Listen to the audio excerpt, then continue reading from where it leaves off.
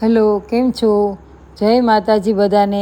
Video જોઈને તો તમને ખબર પડી જ ગઈ હશે, કેમ કે વ્લોગની શરૂઆત જોઈને જ આનંદ થયો હશે અને એમ થતું હશે કે કોને ત્યાં હશે આ પ્રસંગ. તો આપને જણાવી દઉં કે મારા જેઠ રતિભાઈ સીલુ, એના પૌત્ર અને અનિલભાઈ તેમજ જયશ્રીબેનના લાડકવાયા સુપુત્ર તેમજ જાનકીબેનના વીરા એવા ભૂમિતભાઈની સગાઈ છે. અને સગાઈ એ નવા જીવનનું પ્રથમ પગલું છે. સગાઈમાં ખાલી રિંગ સેરેમનીની જ વિધિ નથી હોતી, પરંતુ તે હૃદયના મિલન અને બે કુટુંબોનું એકતાનું પવિત્ર વચન છે. વિશ્વાસ અને આ ક્ષણની શરૂઆત થાય છે વિશ્વાસ અને સપનાઓથી ભરેલી સફર. તો ચાલો આપણે લાડકવાયા ભૂમિતભાઈની સગાઈમાં. તો સગાઈનો અવસર છે, દિવસ પણ યોગ્ય છે અને લાગણીઓ પણ. ખુશ રહો તમે બંને હંમેશા. આશીર્વાદ અને અભિનંદન તમને અમારા છે. હેપી એન્ગેજમેન્ટ ભૂમિતભાઈ એન્ડ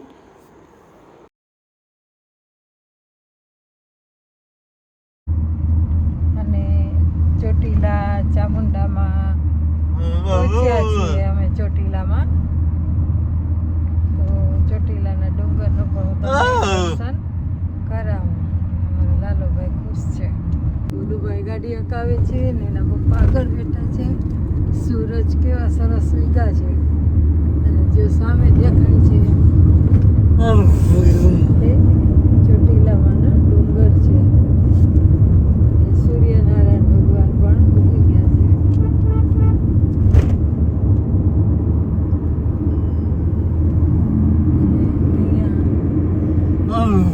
જલારામ બાપાનું મંદિર છે. અને ભોલુભાઈ ગાડી હકાવે છે. સવારની લીધી છે 4 વાગ્યાની. એના પપ્પાને દેતો નથી કે મને કાંઈ વાંધો નથી.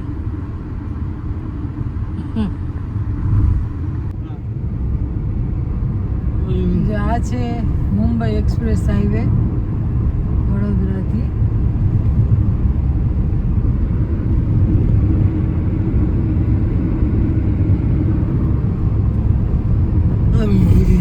એક્સપ્રેસ હાઈવે ઉપર અત્યારે અમે જઈએ છીએ સુરત.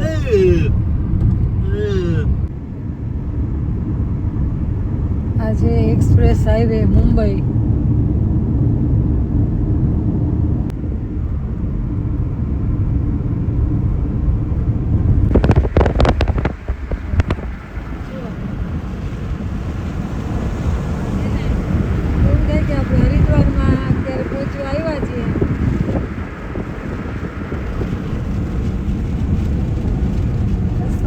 રોડ લાગે છે ને ઝાડવા પણ એવા જ છે.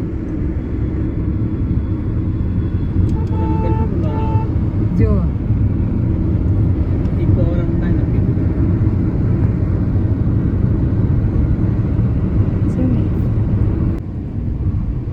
હરિદ્વાર જાઓ ને મન થઈ ગયું.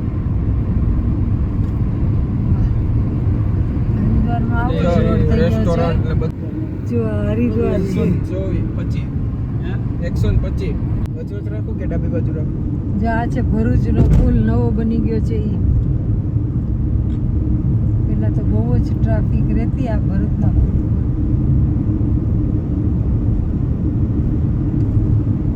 ખૂબ સરસ બનાવેલો છે. અને મોટો છે. પેલાનો પુલ તો હતો એ 5 કિલોમીટર જેટલો લાંબો હતો. એક પુલ છે.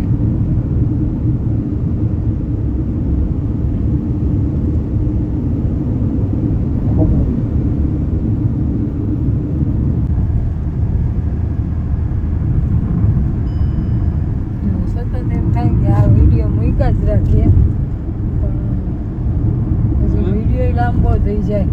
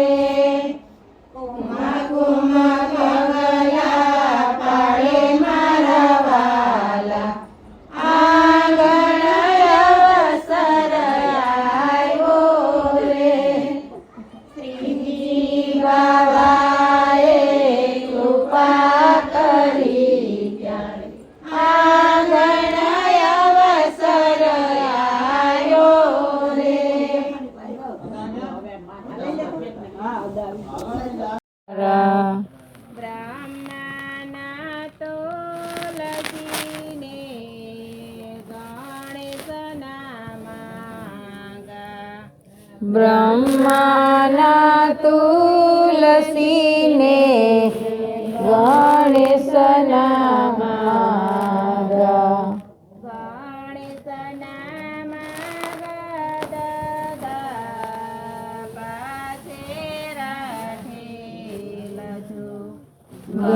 ગણેશના માગા દાદા પાછે રાખેલ જો.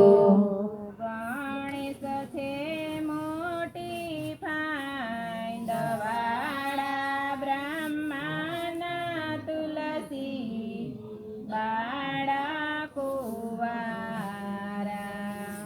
ગણેશ છે મોટી ફાંદ વાળા બ્રહ્માના તુલસી બાળ કુંવારા. એક પાંદે આવ્યા તુલસી બે પાંદે આવ્યા. એક પાંદે આવ્યા તુલસી બે પાંદે આવ્યા. બે પાંદે આવ્યા તુલસી બાળા કુંવારા. બે પાંદે આવ્યા તુલસી બાળ કુંવારા. બ્રહ્માના તુલસીને શંકરના માગા. બ્રહ્માના તુલસીને શંકરના માગા. શંકર છે